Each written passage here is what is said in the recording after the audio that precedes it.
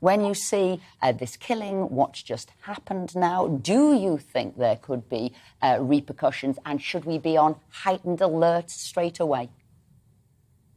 Look, the world, from a security and defense point of view, has changed quite a bit over the last few months, as we all know, and certainly threats from unconventional weapon, which experts call CBRN, or chemical, biological, radiological type devices, where nuclear material could be used by terrorism to cause havoc, really, has increased significantly.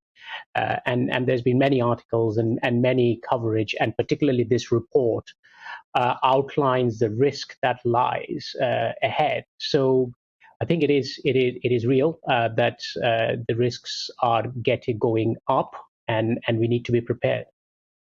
So can you run us through sort of the main points of your report? Just one point of, I'm not the author of the report, so it is published by the Henry James Society, but the report actually outlines a few important points: the need for regulation, to how we monitor, how we protect nuclear or radiological sources, which are widely available in society in a way, in hospitals, in industrial processes.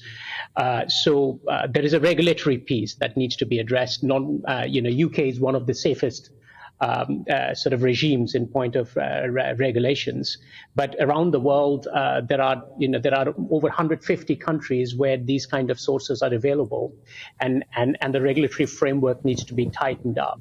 Secondly, the monitoring and capability needs to be addressed.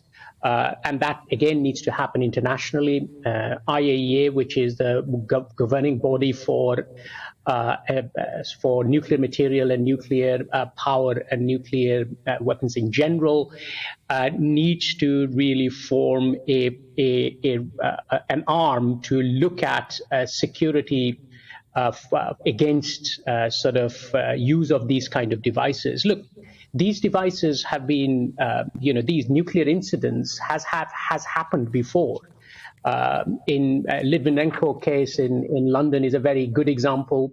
There's been examples in Russia, where in Chechnya particularly, where devices were set up. Fortunately, it didn't go off, and the security services could deal with it. In 2004.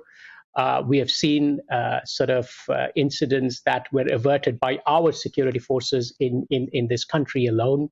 And if you look at some of the databases that exist, there's been numerous deaths from either radiation exposure devices, where somebody places a radiation source intentionally to cause harm, or the intention of using radiation dispersion devices, where a non-state actor is using nuclear material, but potentially with an intention to cause harm in society.